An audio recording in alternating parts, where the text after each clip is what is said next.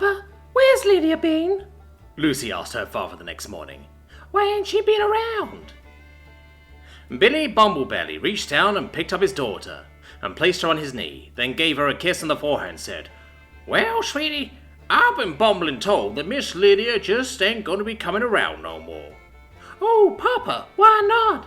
Asked the surprised and now unhappy Lucy. "Well, Princess, for reasons I can't say right now, Miss Lydia has moved on from this bumbling world. She's eating sweet cakes with your mama and your big sister right now." What? Why? Miss Lydia is dead? Cried Lucy. "Oh, Lucy, don't you cry, sweetie pie. These things just happen. And it's like they teach us in sermon school. The happy man in the sky loves us all, and sometimes he loves us so much he calls us early to his side. That happened with your ma and your sister, and now that's what's happened to Miss Lydia. They're in a better place now anyway. One with the sins of this unhappy world can no longer lay claim to them." Really? Asked Lucy. "Oh, honey, yes. Especially Miss Lydia. She'll be as clean as sweet apple water, yes, sir. She won't be making any mistakes in her future now. Now, why don't you go play with your new friend Max?" Lucy grew quiet at the suggestion. Billy raised an eyebrow. "Now, what's with that bumbling face? Ain't you and Max tighter than tight twine?" "Papa, Max has been acting all weird. He goes out at night, and when he comes back, he won't say what he's been doing. Last night when I saw him, he was covered in blood." "What? Bumbling blood? What sort of mischief has our new friend got involved in?" "I don't know, Papa, but sometimes he scares me." "Sweetie, I told you he was a magical axe. Magical things are a different kind of folk than the rest of us. Things you might find scary about him might just be his normal way of being himself. Don't be so quick to decide he's up to bad things." "Bad what now?" asked Max, as he came floating into the room. "It's nothing, Max," Billy said reassuringly. "Lucy was just coming to me to express a little concern about some of your behavior, and I was just letting her know that was just you following your way, was all." "Is that right, Lucy?" Max asked. "Is what your papa said true?" "Yeah," Lucy said quietly. "If you must know, Lucy, I like to go flying at night. I only recently learned the skill, and if I want to improve at it, I have to practice. Also, there are some big owls around here, and I didn't like the way they'd circle around the house, so I took care of them. You could have just asked me if you wanted to know, because we're friends, and friends don't keep secrets, right?" "Right," agreed Lucy reluctantly. "But you wouldn't say what you were doing was all." "I kept it secret because I wanted to take you flying with me, Lucy. I wanted to take you far into the sky, to see the world like an angel does, to dance along the clouds and drink fresh rainwater as it sprinkles down. Oh, it would have been so much fun. It would have been the experience of your life, but now I just don't know.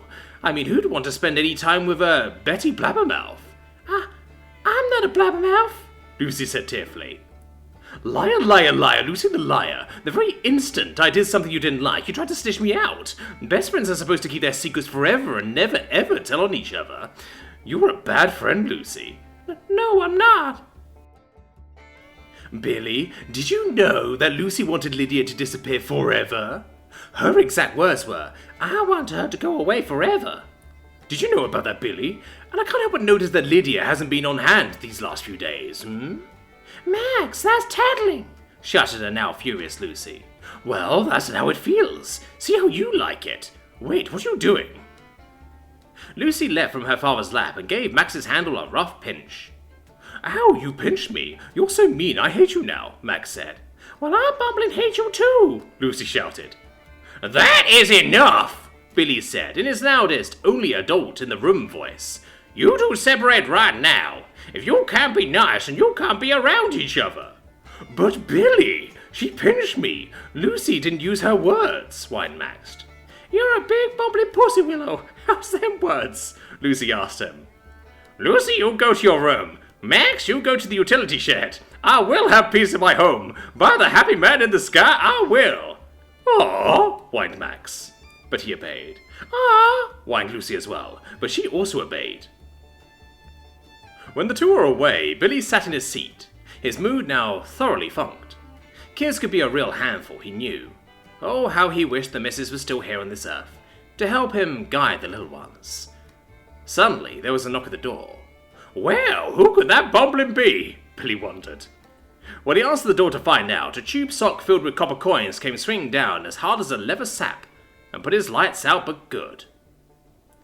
"Got you now, you dirty, dirty rat," hissed Horace Baddieburr between clenched teeth. "Drag him out, Runt," Horace commanded Scotty. "Take him to his own barn and hang him up by his wrists." What's gonna happen then, Daddy? Scotty asked, as he grabbed Billy by his legs to pull him away. "We're gonna take our time, Runt. We're gonna make him confess what he done, and then we're gonna get justice for my boy," thundered Horace. He spat on the unconscious Billy and gave him a vicious kick to the ribs. "Oh, how he'll pay! Oh, how he will pay!" Trembling in fear, Lucy watched everything happening from the top of the stairs. Oh no, Papa! She whispered fearfully to herself. The Baddieburrs have well and truly cracked their last walnut. I need to get help. But what can I do? Old Horace is blocking the door. As if he could hear her whispered words, Horace suddenly looked up and locked eyes with Lucy. "There you are," he growled. "Get on down here, little mouse. Don't make me chase you. You made me chase you, and you'll get double what your vermin family has coming." This is our house, you bad crazy Baddieburr. You get off our land and leave my power alone, or I'll bring the bumbling law down on you, Lucy yelled back, trying to sound braver than she actually felt. "There are higher laws than the laws of mortal men, you squeaky little parasite," Horace yelled back. "The laws of blood and justice. The law of eye for an eye, fang for a fang, paw for a paw. You filthy bumblebellies have stood in the way of my family's prosperity and happiness for far too long, and now you're flat out murdering us, and I won't abide it." Make your point, Horace. You make as much sense as a mummy with a toothache, Lucy yelled. "This is my point," Horace screamed.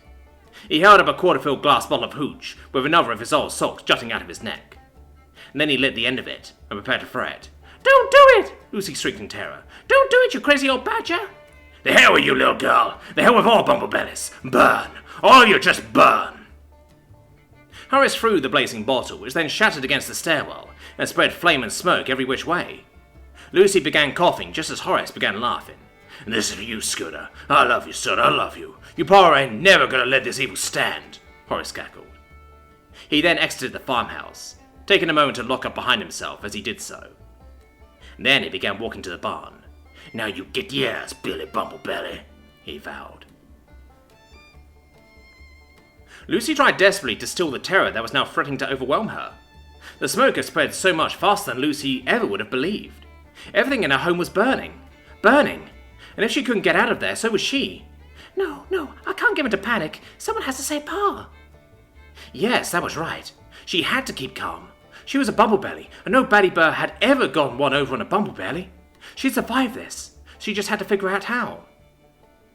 It's still half my room to jump. I need to get in the den and then out the front door, she decided. But how? The fire had started in the stairwell, and she'd be roasted alive trying to go down that way. It was too dangerous.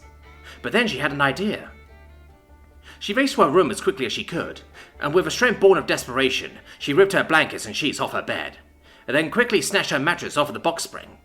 Then she pulled it over to the banister overlooking the den and threw it to the first floor. Then, after a few moments of hesitation, she climbed over the banister herself. Please work, please work, please work, she squeaked to herself. Then she jumped. The landing was not pleasant, but nothing seemed to be broken either. And with all the smoke swiftly stealing the air from her lungs, she had no time to complain about the pain. She was so close to safety. Lucy quickly scurried over to the front door and grabbed the doorknob. Then she squealed in pain. Oh, hot, so hot, so hot. She couldn't get the door open, and now her paws were being blistered by the searing heat that had been absorbed by the brass knob. She was doomed. Oh, Pa, I'm so bumbling sorry, she thought to herself, as fresh tears began to run down her cheeks. I tried, though. I really did. Seeing that this was now the end, Lucy dropped to her knees and began to pray. Oh, happy man in the sky, please hear my humble plea. Won't you please guide my soul to paradise that I might see my family once more? And once you've done so, won't you also strike down my hated enemies with many virulent diseases for which there is no cure? Let them choke in bloody phlegm as parasites feast on their sensitive organs. Let them know horror and sorrow in equal amounts, but offer them no relief until their final agonized breaths. In your glorious name I pray, Amen. That settled, Lucy prepared herself for death. But then the front door came smashing open, and who should her gallant rescuer be? Why, none other than Constable Carrot! She gleefully exclaimed. This way, Lucy, let's get you outside, the constable shouted, quickly snatching her into his arms and bounding out of the burning home with jackrabbit speed. Are you okay, Lucy? Is there anyone else inside? He asked her a few moments later. I'm fine, Constable. Well, I burnt my paws a little, but otherwise I'm fine. But them bumbling Baddieburrs are gone poco loco. They got my pa!" Lucy said urgently. The Baddieburrs? But why would they take your pa? Carrot asked in confusion. "Oh, I wish I knew, Constable. Could this have anything to do with what happened to Miss Lydia?" Lucy asked. Wait, what? Asked Constable Carrot. Lucy, how do you know about what happened to Lydia Whiskerwit? We haven't shared that information with anyone but her family. "Well, my pa told me. He told me all about it," Lucy said. But that can't be. He shouldn't know a thing about it. Ah, what the? Constable Carrot lurched to the ground, howling in pain as blood began spurting from his wounded side. From the shadow stepped his assailant. It was none other than Patrolman Pig, wearing a blank expression on his face, while wielding his police-issue BB gun. Pig, moaned Carrot. Pig, what have you done? You stung me. "Suppose I did," Pig said evenly. "Sorry about this, Carrot. I don't really care much for hoppers, but I really didn't mind you all that much. But if you keep digging at this pouch, you might dig up some things best left buried. So off you go now." No, not like this, Carrot said weakly. Not like this. But it did end like that, with a stinger jutting from his forehead. "All right, mouse, up you get," said Patrolman Pig, now pointing his weapon at Lucy. "Let's go see how your pa is doing." Crack went the whip, as it struck Billy Bumblebelly down his back. "You're gonna scream for me, boy? You're gonna beg mercy for what you've done?" raged Horace Baddieburr. Billy did not beg for mercy, but he did smile. "Beg mercy for what, Horace? I'll welcome this," he said, through a bleeding lunatic's grin. What? Bumbling blood? What sort of mischief has our new friend gotten?